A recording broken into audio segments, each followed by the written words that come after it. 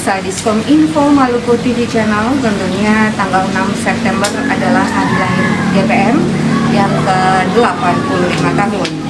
Dan bagaimana kinerja dari pelayanan GPM dan juga bagaimana pelayanan kasih yang sudah diterapkan di masyarakat. Saat ini saya sedang berada bersama Ketua Sinode GPM Maluku dan Maluku Utara, tentunya bersama Bapak Pendeta Dr. Adus AJS Suwen Musa MSI. Halo Bapak, salam sehat Bapak. Salam sehat. Iya, shalom Bapak. Shalom. Iya Pak. Bapak, saya mau bincang-bincang terkait ulang tahun GPM yang ke-85 tahun.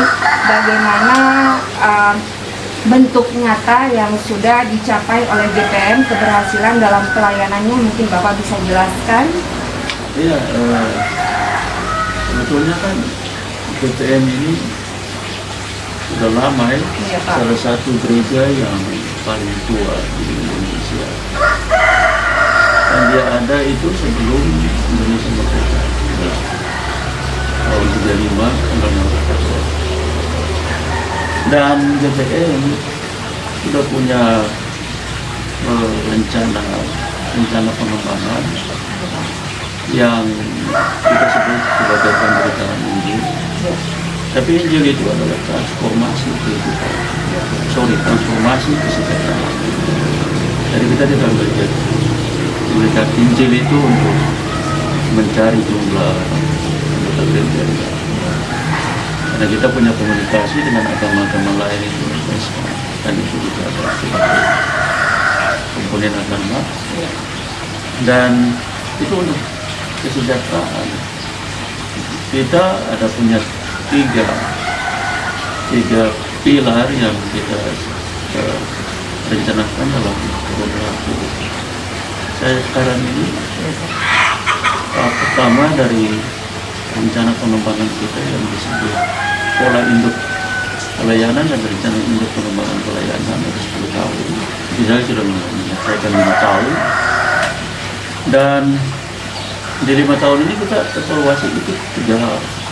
Pertama, bagaimana pelayanan itu mendarat di suatu gereja lewat pembinaan-pembinaan di hari Minggu, di kelompok-kelompok keluarga, di unit sektor, dan perempuan, anak-anak, pemuda, laki-laki, lanjut usia, konsep di situ. Dan yang berikut kita, karena COVID, kita konsep juga di pembagian sembako. Jadi karena itu kan di hampir 3 minggu sekali ada pembagian sembako. Tapi saya juga bilang sama teman-teman, kita juga konsen untuk membantu tukang ojek, tukang becak, supir angkot. Karena kalau mereka ini dalam kondisi sekarang ini dengan pandemi COVID-19, itu kan pendapatan harian mereka itu berkurang, tidak mencapai target.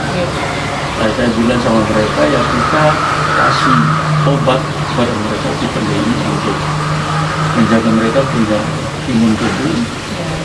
Dan kita bagi mereka makanan, kemudian kita kasih obat 3 minggu sekali, 3 minggu sekali. Ini masih ditunda.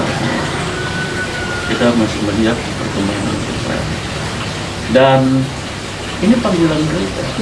Kita sadar betul bahwa pemerintah itu tidak bisa diharapkan semua dari pemerintah. Pemerintah juga bukan tidak siap. Ini musibah ini datang tanpa semua orang prediksi, termasuk pemerintah. Dan karena itu kita harus membantu pemerintah. Saya bilang kepada teman-teman pendeta dan warga gereja, ya mari kita bantu pemerintah. Apa yang bisa kita bikin sehingga pemerintah itu merasa tertolong dan mereka mampu untuk membawa kita melewati pandemi ini. Jadi itu kita bikin. Kita juga menghimbau kepada warga masyarakat kita di pulau-pulau itu. Kita menghimbau mereka ya jangan stay di rumah, tapi stay-nya di kebun supaya menyiapkan apa yang bisa mereka tanam. Jadi 1-2 bulan ke depan itu akan surplus makanan lokal. Karena yang tadi stay di kebun itu. Jadi polisi itu sengaja dibikin supaya kalau terjadi krisis mereka masih tetap hidup. Karena mereka punya sumber pangan lokalnya yang ada yang mereka siapkan. Ini yang kita antisipasi, dan kegiatan-kegiatan kita biasanya bekerja sama dengan pemerintah. Kemarin kita mencanangkan pembangunan Bukit yang baru, kan itu syukuran kita dalam rangka 85 tahun kita bikin di tempat itu. Dan di GPN selain peribadahan kita juga ada aksi-aksi sosial masyarakat. Kita punya lembaga bantuan hukum yang baru dibentuk, yang tugasnya adalah mendampingi warga gereja atau masyarakat adat di dalam menghadapi persoalan-persoalan hukum, sehingga mereka itu tertolong. Dan ada banyak, kalau saya cerita mungkin